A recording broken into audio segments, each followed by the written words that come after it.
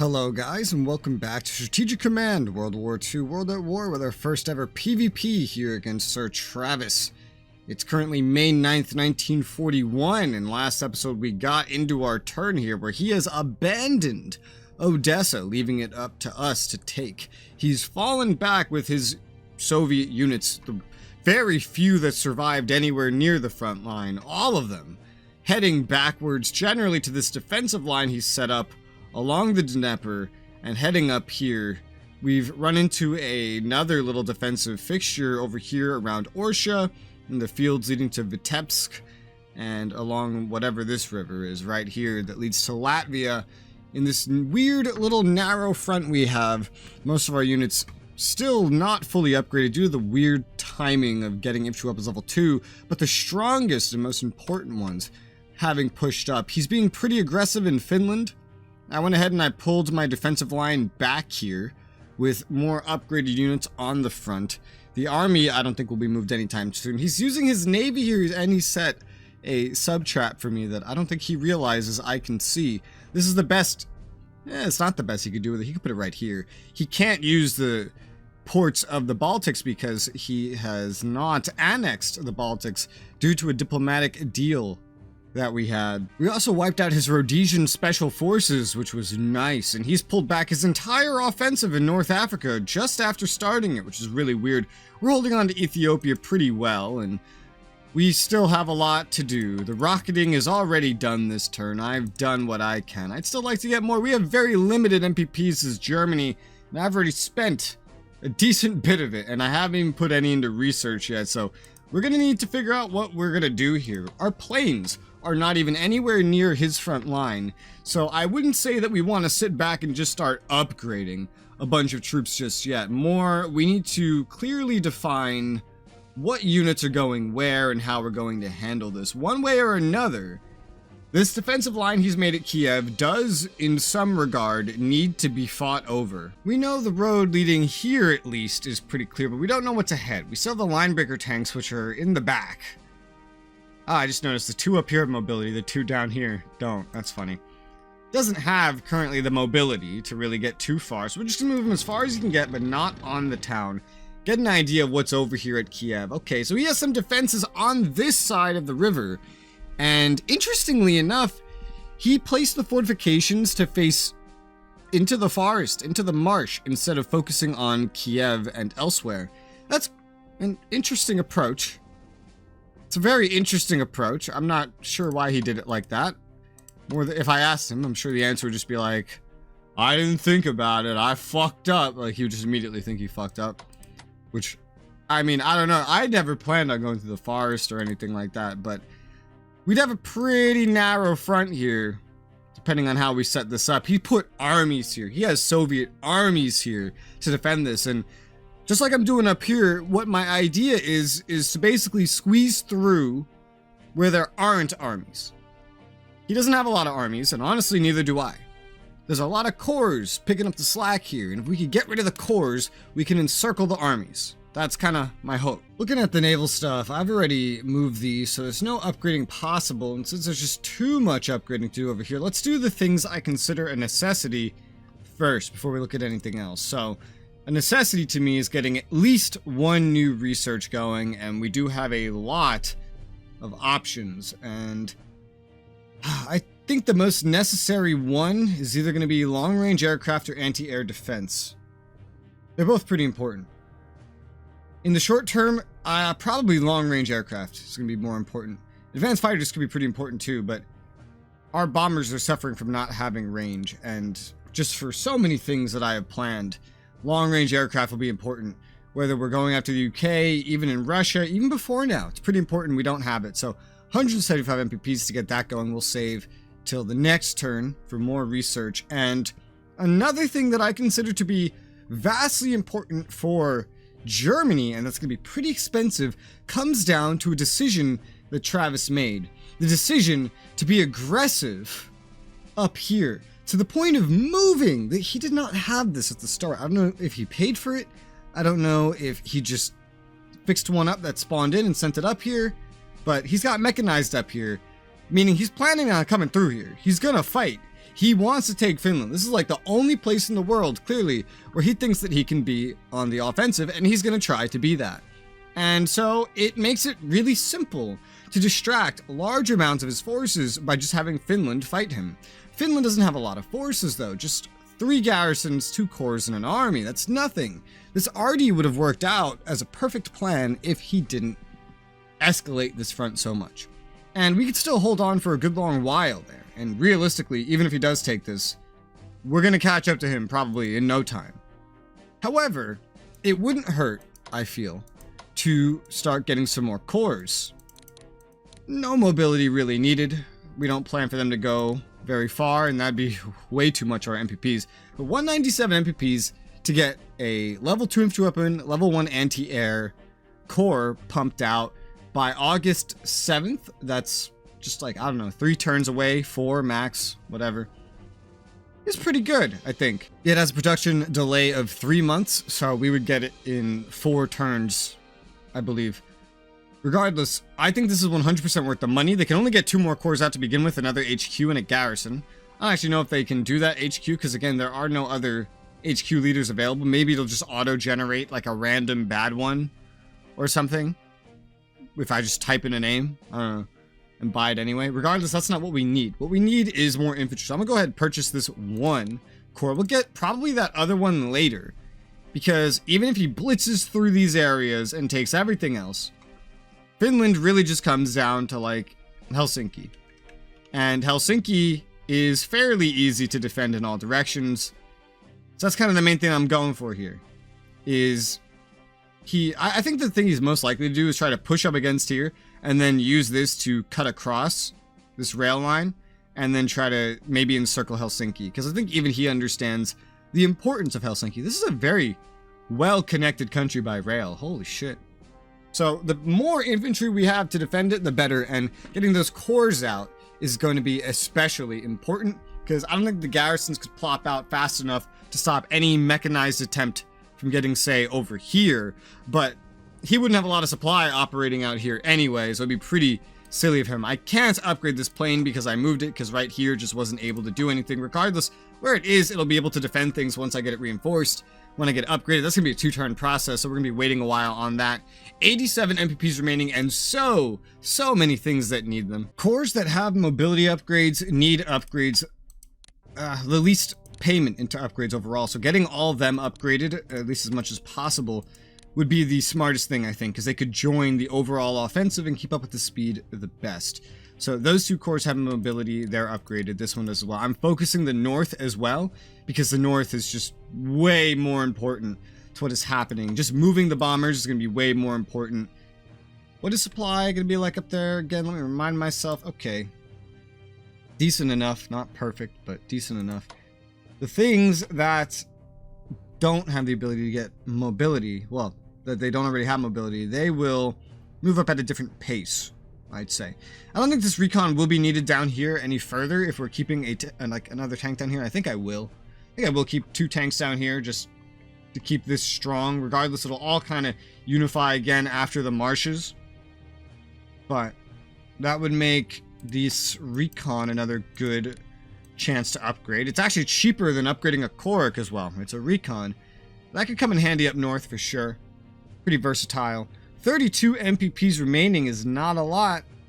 There's not a lot of other things that have mobility to begin with. Here's one. The 5th Corps. We're going to upgrade that. 17 MPPs remaining. We do have this Hungarian Corps sitting right here at Vinica. And the Slovakian Corps just behind that. And we can only afford one of them at the moment. I'm going to say we upgrade the Hungarian. Oh, no, the Hungarians can't be because... oh, neither can these. Really? With 17 MPPs? What's supply where they are? High enough. Why? I can upgrade these ones just fine. I guess, oh yeah, because Slovakian is also a minor. They don't have the discounts the normal Germans have. Okay. Fair, I suppose. Well, the Africa Corps in the back here can go ahead and get an upgrade then. We only have 2 MPPs remaining, so everybody else just needs to move. And that will be fairly simple to deal with, I think. Now, I don't want to rush anything. Still, regardless. I don't want to rush anything, so Whew. In some cases, I might have to, though, if I want to get planes close enough to do anything. Because my tactical bombers, they have a range of 5 they can strike from.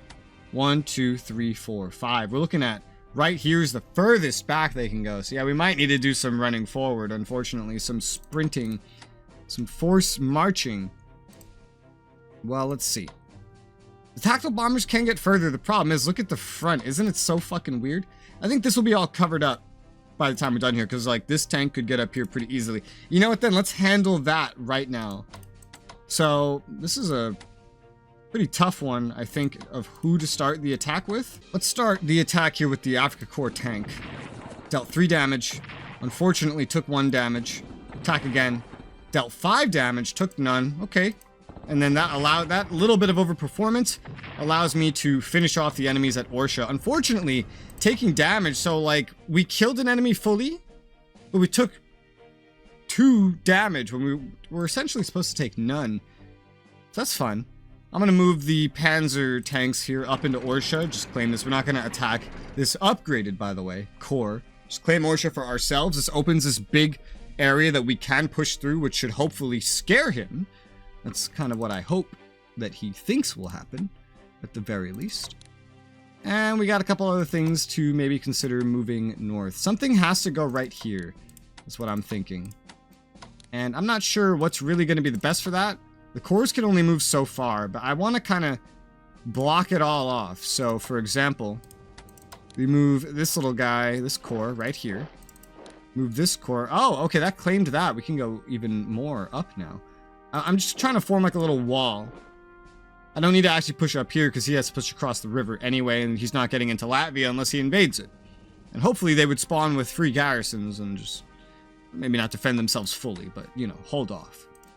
And then, so this guy, this core, could get around here. This one could do it too. We'll send this one for now. No, not that I could change it anyway. So now we've really blocked all this off. This core is also going to move forward. I guess they're all just going to be force marching, though.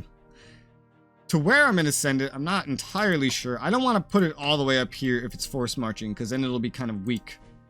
I don't want him to even have a chance of noticing that. So we're going to move this one up here. And so it's going to reinforce. He's just going to see this swarm of cores coming at him. 1, 2, 3, 4, 5. So yeah, this is the furthest back I can really get away with having any of these bombers. And we have a lot of bombers to move up. I think we're going to probably keep like... well, there's 2 mediums here. I have a very weird amount of bombers, but I think we're going to end up having like 4 tactical bombers up here in total. So let's move one up. These tactical bombers there. Let's move these ones up here as well. The fighters are going to have to move up as well, of course. The Africa fighters will move... that's a really good question. They're going to move up here. Africa fighters. We're going to have the lowland lurker fighters. We move up just right behind that. They're in range to protect everything that needs to be protected. Even right here, they are. I am afraid to put planes here because he could come through the marsh. But he's so defensive, I doubt he would come through the marsh and wouldn't actually be that easy. Then we have some fighters here. But the Romanian fighters are down south as well. That's why I'm not actually as concerned down there. If we end up having any planes assists in the south. Well, we already have 2 fighters up here. So let's get 2 more bombers up. We have, I believe, 4 more tactical bombers. Yeah. That's fine. So Africa tactical bombers will go with the Africa fighters. Let's just move you up. Let's pair this more 1-to-1. And then we have, let's say, the SG4s. Come up here. So we have a little pocket here of tactical bombers that will be able to unleash hell starting next turn. Backed up by some fighters. And then we have these 2 medium bombers, which will be accompanied by a fighter. And then the 2 other tactical bombers will be accompanied by a fighter. And this whole situation is just kind of weird. The Romanian fighters will definitely follow the Romanians elsewhere. I don't think they're going to really have a lot of bombing support where they're going. They might. But I wouldn't expect there to be a lot. Let's move the first Romanian army forward. Get a good idea of what's around here. He's got cavalry over there. He's got a garrison right there.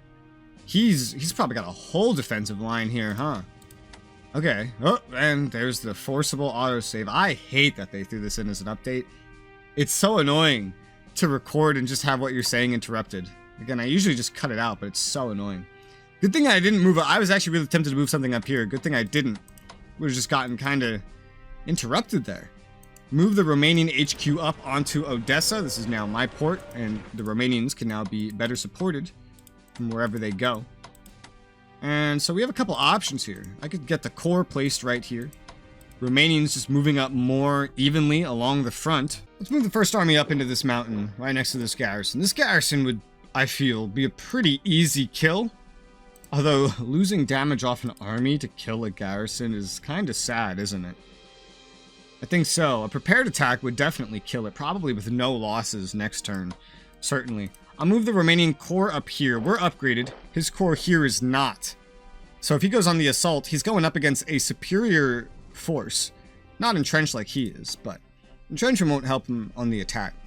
He's not upgraded. He can't upgrade now that we're bordering him, and he's on the other side of a river. So the goal here is really just to hold him there. And then I still can't see what's back here, which is of concern to me, but my idea is to move the second Romanian army right up there and shift all these Hungarians forward. Alright, so the Hungarians can't even all kind of move up to where I would want them, is one thing to note. So here's what we'll do, I suppose. We'll send this Hungarian just forward right there. Form up the line. Oh man, those light tanks are fucked up. I feel like he underestimated how far I could get, because we could do big damage, and this is just a core right here. I can't get up there, except with a Romanian. So let's send this Romanian up here now that we know right here is clear. Thank God for mobility. He has stuffed so many units here. It's even less. It feels like there's less up north. He's protecting... Really? Unless he has a massive defense by Smolensk as well, leading up to Moscow. I think we have completely inverse philosophies here. From what I'm seeing, he's put most of his units, look at the armies, in the south to protect the path to the Caucasus, which, while important, I don't base my invasion of the USSR around. Most of my firepower is going up north, towards Moscow. He's got 3 armies here, sure, a core, I just killed a core.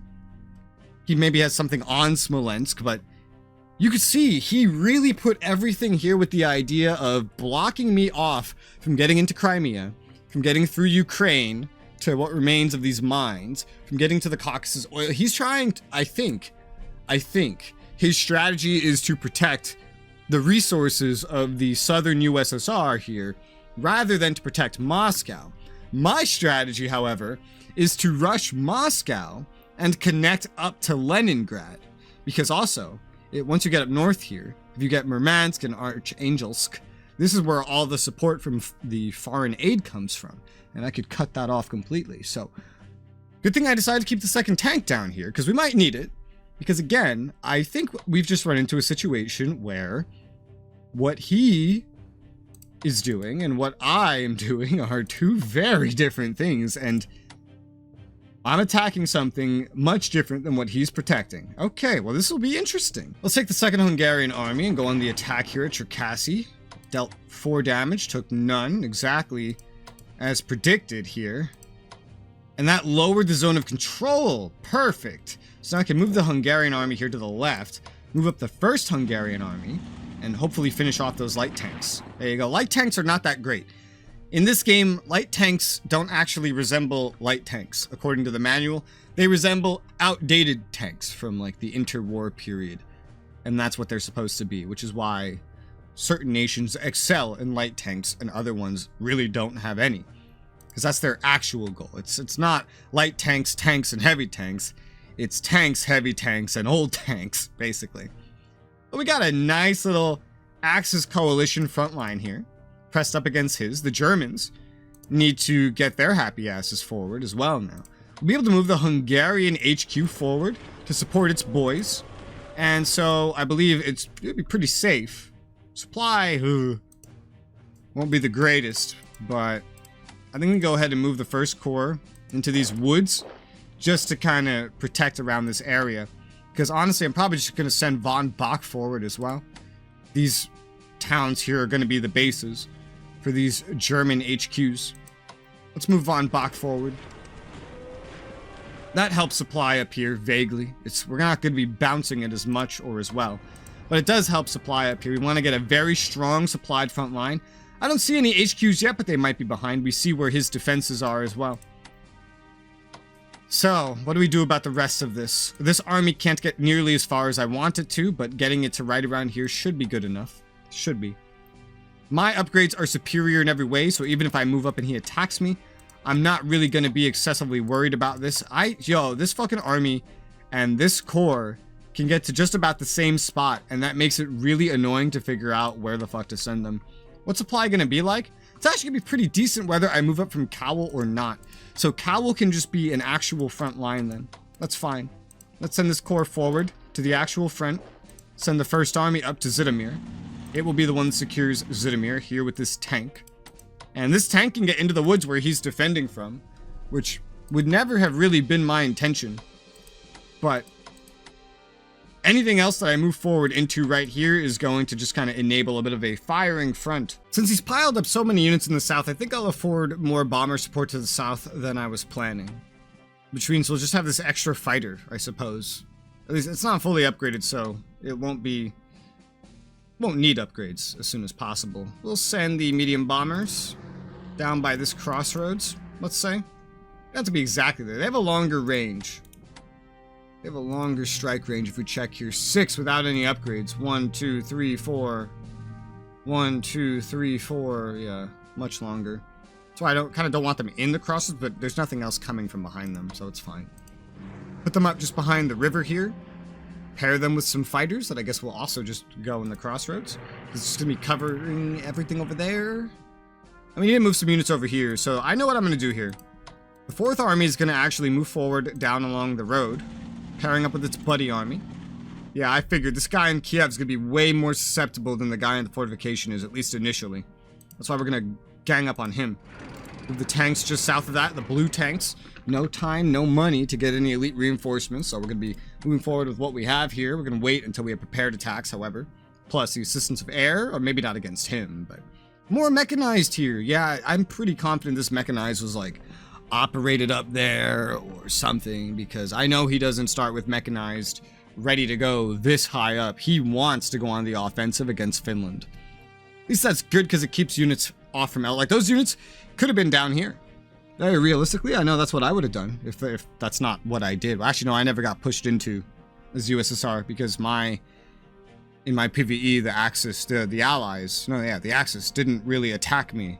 I just kind of joined eventually for mobilization. Due to, I suppose, it being beneficial to kind of split even the Air Force, we should make sure the land forces have a good split and consider the coalition forces as part of the overall front. So we're going to need one more corps up north, and that's including the recon here going up north to kind of balance it out. Maybe even 2, because I didn't really count this one. But we have anti-tank going up this way, so hopefully that counts. I don't know.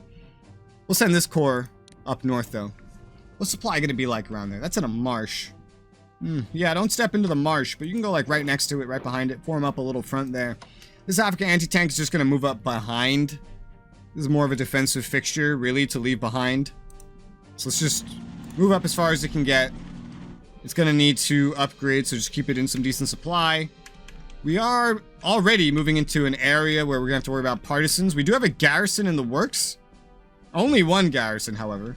But leaving a corps behind isn't going to be too crazy when we need so many corps upgrades anyway. So, let's see here. We'll move... it's tough, actually. It's tough to figure out what to do. A German can go into a lot of places. Let's move you right there, if that one's going up north. We want to kind of pile the Germans up right here a little bit. As much as possible, I suppose. Someone here is just such an obvious thing to do. We'll put the Slovakian over there. Down here is going to be more exclusively coalition. They're going to shift more south as the Germans just bunch up in the north is my idea. So let's move you right there. Autosave.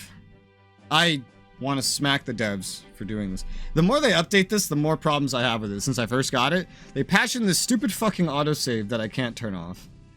They updated in such a way that OBS doesn't fucking record it correctly anymore. Like, you can't detect it correctly without, like, the windows. Whenever an event pops up, it doesn't detect it, so I have to, like, do display capture. But then, like, they also have it so that my toolbar shows for some reason, like, the game just has weird problems It has so many weird problems. Every update they add, the game becomes more broken, and it's super annoying.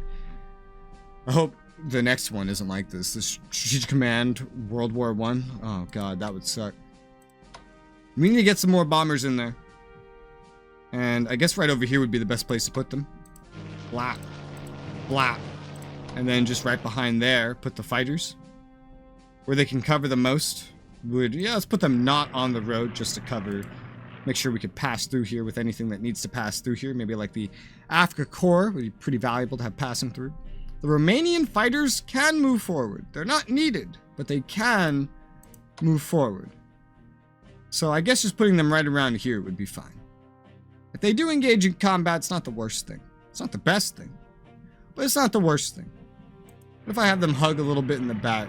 They have a lot of trouble covering without any upgrades. I don't know how far or how fast the line will move. We'll move you up here. It's good enough. It's a good enough spot for them. So I think we've essentially finally moved everything up here that we're gonna move. Von Manstein's gonna stay back here to bump supply forward. If he doesn't, we'll have much less supply up there. Much less. And Rommel's gonna stay where he is for a mixture of that reason. Also, we don't have another hub for him ready yet. Zhytomir's currently occupied.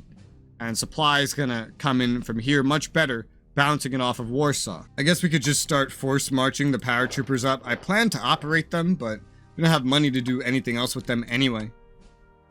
And then the Yugoslavians coming down here, these two corps. Oh, there's 3 corps. These corps are gonna end up way the fuck down south here.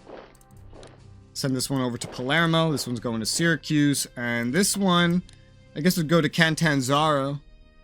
Yeah, for now. Someone should be on Catanzaro. And then what else can the Yugoslavians actually get? Just one army. Just one army and an HQ. Yeah. HQ would probably end up on, like, Rome. Maybe Naples. Naples probably works. You want the most effective thing probably on Rome. So, Corps. HQ army, and then maybe another army shows up to change things up. You know, send another corps up by Genoa or something, army to Catanzaro, kind of fill in. I don't know. But this is what we're going to be doing for now. We got a corps right here defending this part of Italy. This was just what the Yugoslavians going to be responsible for. Move the Belgrade Corps onto Catanzaro. He has been really upset by the fact that I don't know if he just never read when I told him, but I know I showed you guys earlier that I would get Yugoslavia as part of our deal. I went over that with him and he agreed. I don't know if he actually forgot or if he just never read it and then agreed to the deal for some reason. But he's been really upset about having made this decision. And he's so confident that he's going to get his ass beat in Russia specifically because of this one decision. Even though they joined me, basically when I started the war, I've had no chance or money to get them really upgraded at all. And they're not even going to be on the front. But he's very confident that that decision, it means he's going to get his ass beat in the USSR. So I don't know what he thinks I'm going to be able to do with all that, but that's not what I'm doing with it. Looking back at the Catfish, I want to get it back up north, but just because we haven't seen the destroyers over here, I don't know, I'm nervous that he's like placed them in some weird blockade. It feels like, I don't know if this has been his goal, but it feels like he's been using them as blocking forces more than anything. Kind of like using them as sub-traps, basically. Which is kind of their goal here. So I'm very nervous to just like swing out here and go up without going all the way around. But it's going to swing me out wider than it needs to. What if we just go up like, oh, well, there might be something there too. I don't know. Let's go straight up north. And we just hug the coast. Hug the coast. Right? I think this will work. And get me right up here. And right there. And then maybe up and to the left a little bit out of his reach. There you go. So we end right there. Somewhere where we can do some raiding on the Canada-UK line. And if we need to retreat, we can go in any direction. But ideally, towards the UK-USSR line next is, again, we have nothing there to raid at the moment. And we have a lot of stuff just repairing, recovering. These 3 are still going to be maining these lines right here. They're the main raiders for that. These 3 need to go up. And eventually we got to shift stuff up here. But for now, I think this is a good spot to put it.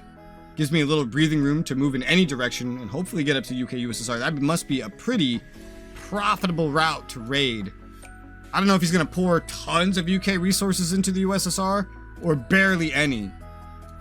Regardless, there's only one way to find out, and that's to start putting subs up there. However, that is all we have time for today, so we're going to pick this up and continue this turn on the next episode. So I hope you guys are enjoying how this playthrough's going. Hope it's a good, entertaining time. For now, thank you guys very much for watching, and I'll see you on the next one.